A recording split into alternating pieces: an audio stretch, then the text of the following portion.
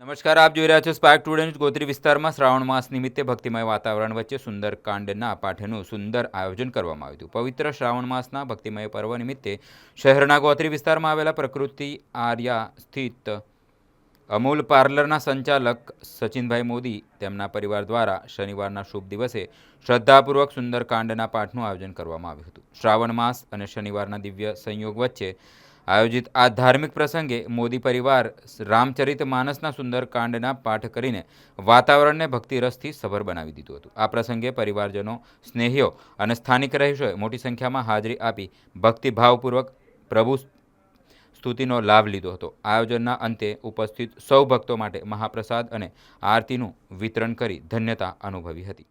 આજે 15મી ઓગસ્ટ અને શ્રાવણ માસનો પહેલો શનિવાર, તો અમારા ત્યાં પ્રકૃતિ આર્યા ગોત્રી રોડ પર અમૂલ પાર્લર પર સુંદરકાંડનું આયોજન કરવામાં આવ્યું છે. એમાં અમારી ભગવાનની હનુમાનજીની કૃપાથી અમારા ત્યાં સુંદરકાંડનું આયોજન થયું છે. જય સિયારામ. આજે ભગવાનની કૃપાથી, હનુમાન દાદાની કૃપાથી પ્રકૃતિ આર્યા સેવાસી એરિયામાં સુંદરકાંડનું આયોજન સુંદર કરવામાં આવ્યું છે. આજે કળિયુગમાં સુંદરકાંડ એટલે કળિયુગનું કલ્પવૃક્ષ. હનુમાનજીની પૂજા કરો એટલે મારી બધી મનોકામના પૂર્ણ થઈ જાય છે. સંકટ સે હનુમાન છુડાવે, મન કર્મ વચને ધ્યાન જો લાવે. આ સુંદરમાં સુંદરકાંડ છે, બીજું કશું જ નથી આમાં. દરેક તેમાં હનુમાનજી સુંદર, સીતા માતા સુંદર, રામચંદ્ર ભગવાન સુંદર, બધા સુંદર. અને જે ગાનારા પણ આ સુંદરકાંડમાં બાળકોને પણ મજા આવે છે. આ સુંદરકાંડ ભણવાથી આખા રામાયણનું ફળ તમને પ્રાપ્ત થાય છે. રામાયણ વાંચવાની જરૂર નહીં, સુંદરકાંડનો તમે પાઠ કરો તો મનની બધી મનોકામના ભગવાન પૂર્ણ કરે છે. આ શ્રાવણ માસ ચાલે છે. ભગવાનને વરસાદની કૃપા છે, અભિષેક ચાલી રહ્યો છે. પહેલાં ભગવાને કહ્યું હમણાં અભિષેક બંધ રાખજો.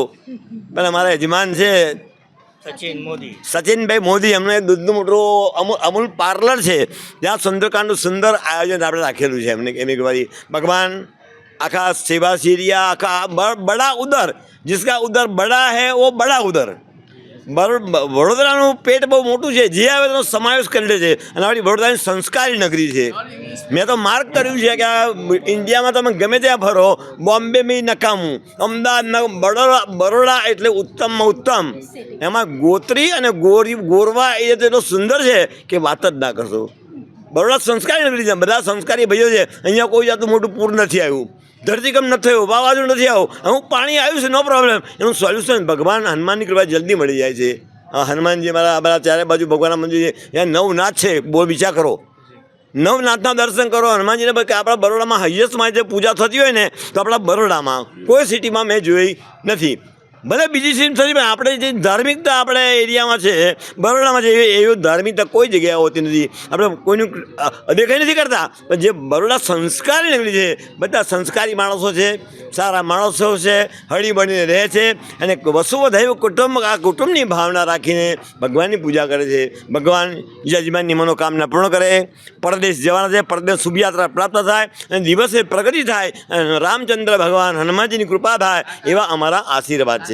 જય સિયારામ. ભગવાનની કૃપા 15મી ઓગસ્ટનો ઉત્તમ ત્રિવેણી સંગમ. તો આજે શું છે 15મી ઓગસ્ટ, એમાં શું કહે છે કે યહાં ડાલ ડાલ પલ સોને કી ચિડિયા કરતી હૈ બસેરા, ये भारत देश हमारा, वंदे मातरम. भारत माता की, रामचंद्र भगवान की, हनुमान जी महाराज की जय.